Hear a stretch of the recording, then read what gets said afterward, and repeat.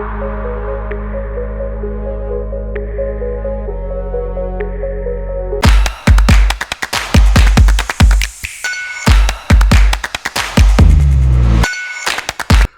up, guys? Welcome back to the podcast. With me, we have Kyrie and Tosin as usual. How you guys been so far? Since the past time we recorded. Man. Nice. How you doing? Good. Kyrie, why are you so quiet? Yeah, I'm just thinking about Nigeria, man, and what they put my team through, man. Our Super Eagles. That's what's on my mind right now. You would think, since the exposure that our team currently has as the I think top 40 ranked team in the world by FIFA, would have more things will be better for our team per se, but unfortunately things are going opposite. I don't know if it's an African thing or if it is a Libyan thing. What do you guys really think? What do you think is going down? Can you give us the full details, Kyrie? Yeah, I mean, for one, I think Africa always has its part to play in all these things. I think the level is just not good enough, right? And then, I feel as a country as well, even NFF, probably not in this situation, but they're also not good enough as a body, because over the years, we've seen how they've handled different things, from managerial hires to dealing with player travel and things like that.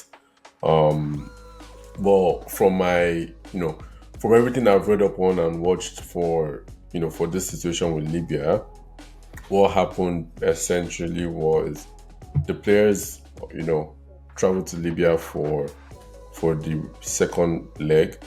I guess maybe not second leg, but the return match. And as you know, we played Libya and won 1-0 last week, right? So apparently there was a bit of unfair treatment that they got when they came to allegedly. Yeah. And I'll come back to that, but essentially when our own players got there, as we were about to land at the airport, they changed. Apparently while we were descending, they changed the landing whatever for them, kind of send them somewhere else. They got there, they had to be there for 15 plus hours. The claim was, sorry, we can't process you guys right now. And then kind of they just have to give it time. So, these guys just kept waiting. Nothing was happening. Apparently no Wi-Fi, no food, no water, just dead chilling for, over 10 hours. Right. And then eventually,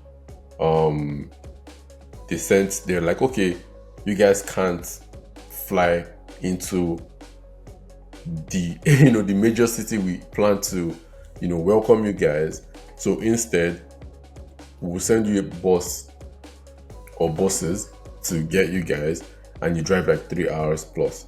And then the players were apparently not in agreement, because at that point it's more of a safety thing, where there's so much going on in Libya where we're not going to enter a night bus for 3 hours and essentially risk our lives for what. So anyways, at that point they had disagreed, saying, okay, you know what, we just want to go back to our country, right? This doesn't work. And in the airport, the airport workers, all those guys at this point were also recording and laughing at them, where it's mocking the Nigerian national team. Was just okay, the situation they're in and things like that, right? So obviously at that point it felt very intentional. And then long story short, fast forward, they did fly back to Nigeria, and they're not playing that game, that if they want to give Libya the points, they can go ahead. So in response to that, Libya, I guess the Libya FA whatever, now started dropping pointers of, when we were in Nigeria too, we weren't treated well and things like that. And the problem with that is, what had happened was they were meant to land in Uyo, right? Yeah, the stadium is in Uyo. Yeah. Right? And these guys, so their contact person, NFF contact person, was okay, let us know your arrangement so that we can make sure everything is in place. Long story short, they didn't. They now updated them that, oh, we're on our way to Port Harcourt. 3 hours When before. when they had set up their arrival and everything for Oyo.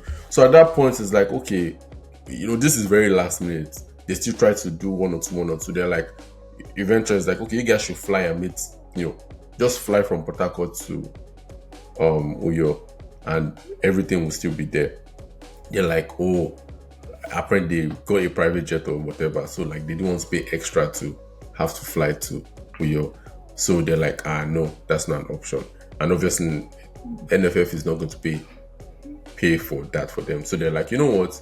Alternatively, we'll send you guys a bus, right? Security. A bus and with security and everything. So get you guys from Port Harcourt to this thing. They said no, that they'll rent their own bus or whatever.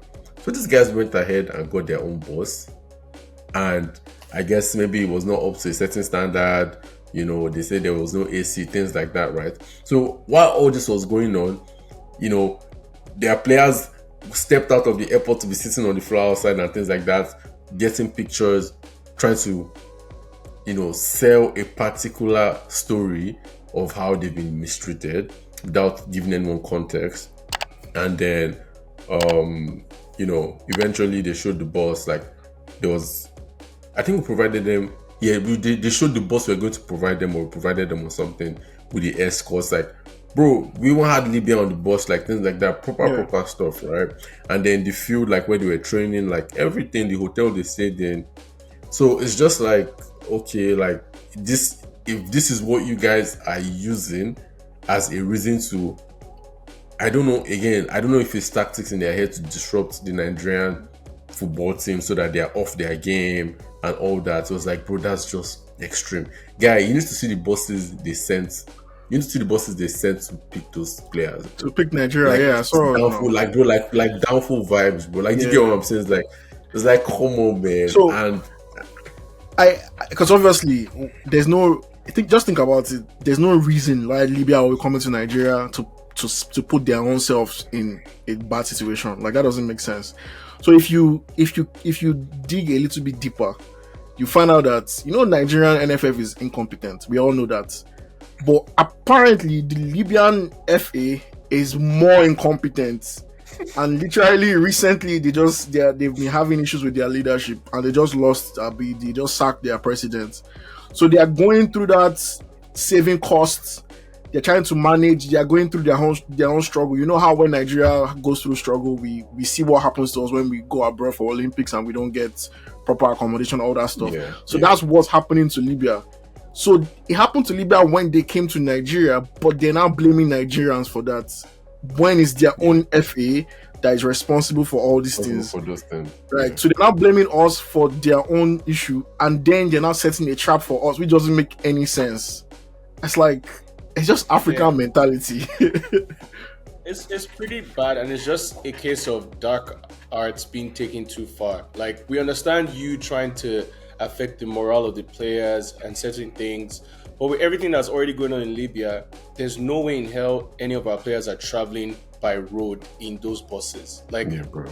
There's no way in hell after holding them, literally after redirecting the plane and holding them in some random, bro. Like, I don't even know if it's an abandoned airport. You can even call it an abandoned. It's an abandoned airport. No food, no Wi-Fi. Like, they can't step out. Nowhere they're locked in. Literally nowhere to sleep. And then shortly after, you have like people with cameras coming to record them. How is that not a setup? Like, that is even a security risk. If bad guys come, they're not sitting eggs. They're just going to kill them easily. So it was like 14 to 16 hours of that, and I think there has to be like, a huge sanction against like, the Libya Football Federation. Like, I know their president recently stepped down, Andrew, like you said, because he didn't want to be a part of the failure or whatever is going on currently. But with everything else that Libya has going on right now, I feel like this is one of like the worst things that they could do, because again, we know you're trying to win this game because they do need a point. Like, they need a point to even stand a chance. Because to they're make on it 1 to point right AFCON. now. Literally, so they need Like they needed something out of this tie, right? But then going this far in a world where we have literally social media. Like, it doesn't take much for the word to get around that this is what Libya is doing. You know, so again, I understand like having tactics, and apparently they did this recently. I think 2 years ago to Aimba that plays in the CAF Federations Cup, like, you know, FA or Confederations Cup, right? So seeing that they've done something like that before, not too long ago, like, it's obviously like some form of tactic or pattern that they're trying to create against their opponents. Like, and again, if one thing that people have said is, if we haven't done this to other teams, why would we do it to Libya? Like, Libya is like the easiest thing. Like, Libya is ranked 100 plus. They're ranked 100 plus on FIFA ranking. They're not right.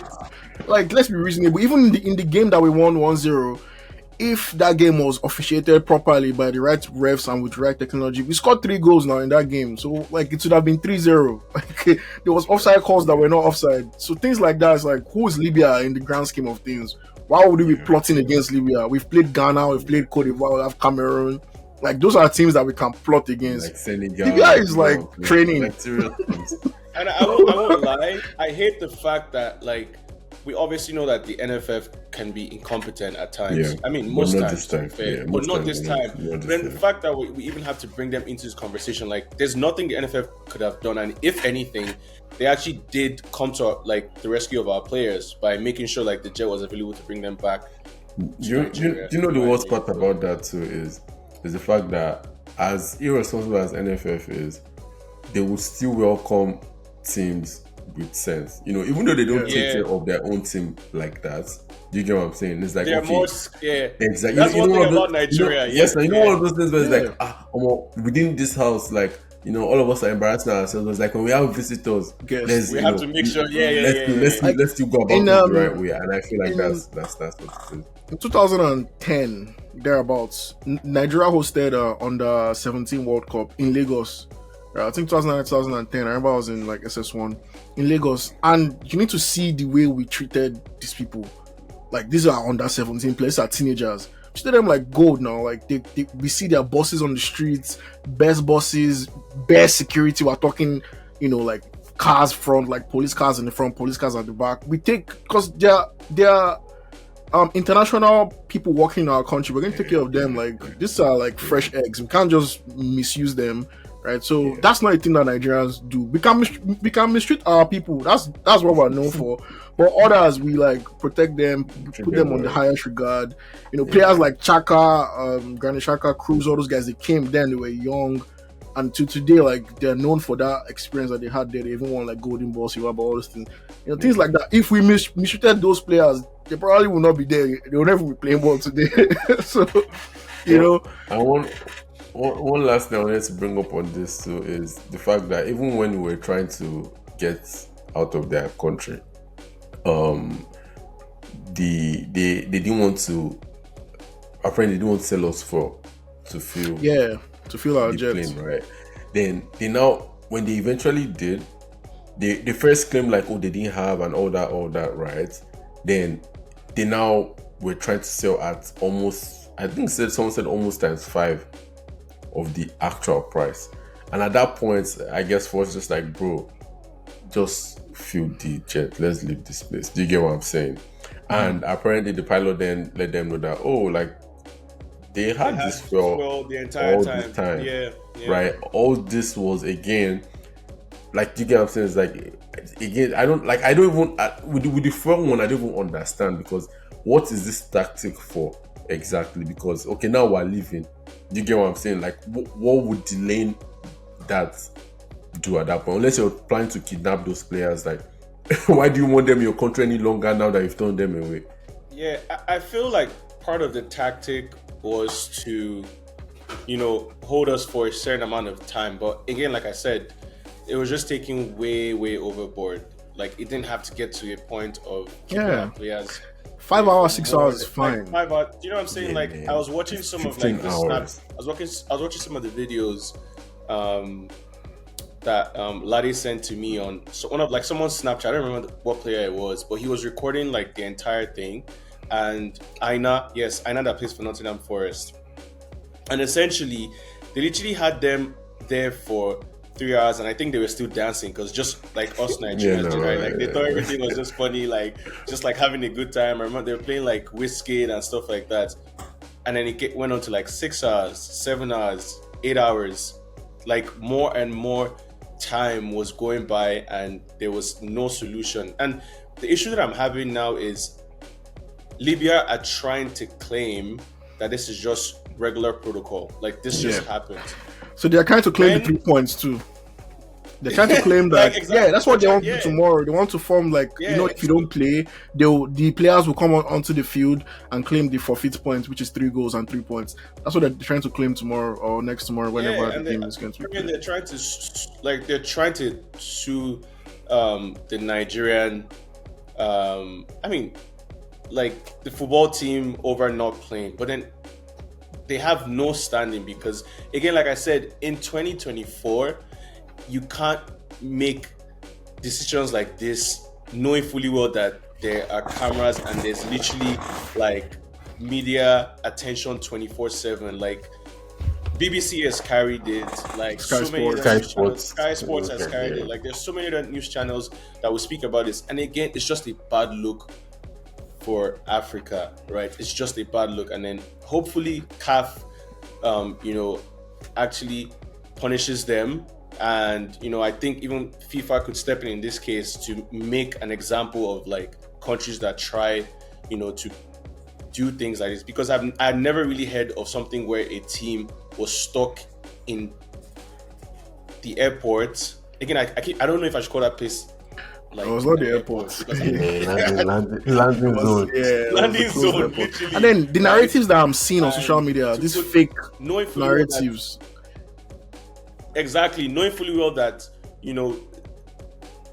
like the fact that they were there was no water, no food. Like that is an extremely terrible condition to put a team in before like a game. Right. So again, they can come out and say whatever they want to, but like I, for one, understand why certain players would not even want to play in Nigeria or like an African team because of things like this. Like it's absolutely ridiculous. So and I think unfortunately for them too, like Nigerian team has a bunch of players that play abroad, right? So it's like I'm not going to go from the ideal treatment to that. Do you get like I feel like a different team might have entered that bus and just been like, whatever, man. Do you get what I'm saying? But those guys are like, nah, like, why on earth would we put ourselves in that position?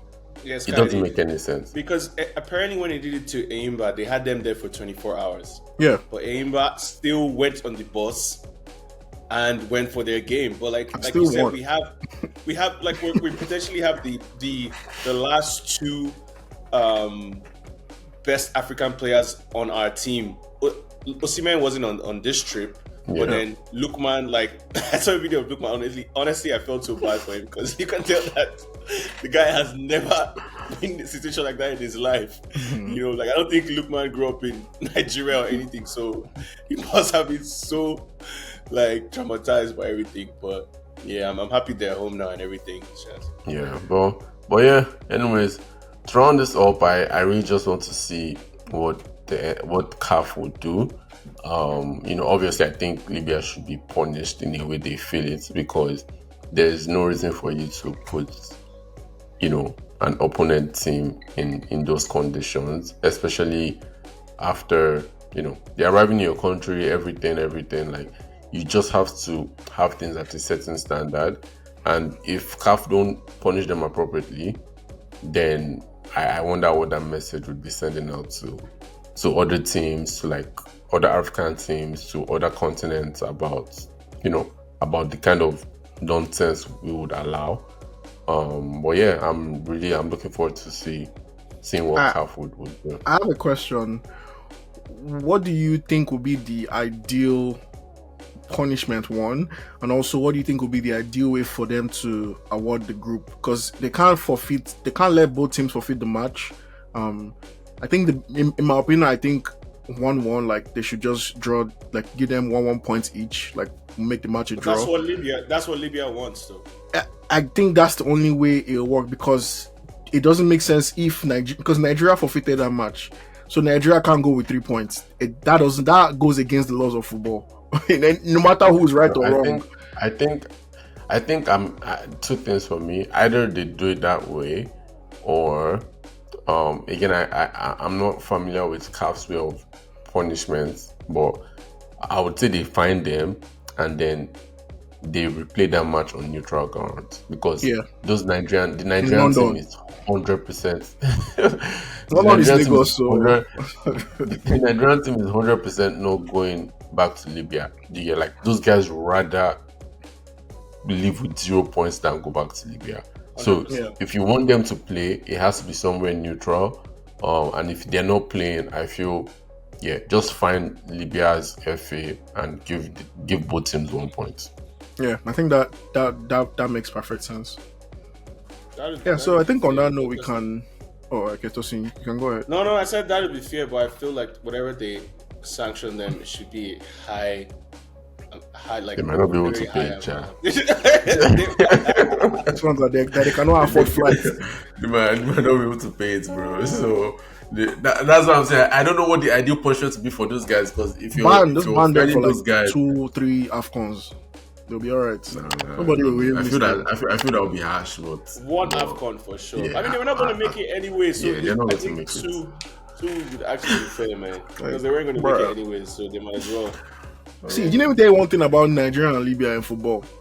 This is a fact that I found out like earlier this morning. Libya has never beaten Nigeria in any soccer match, not competitive, whatever it is. They've never won us. So I don't even understand the fact that they are now in a conversation with us, like we're the giants of Africa in football, and these guys are trying to form dark arts with, like, it doesn't even make any sense in my opinion. I feel like it's even sad that we're giving them this platform and calling their name in any way. Like, they should just go to hell, in my opinion, man.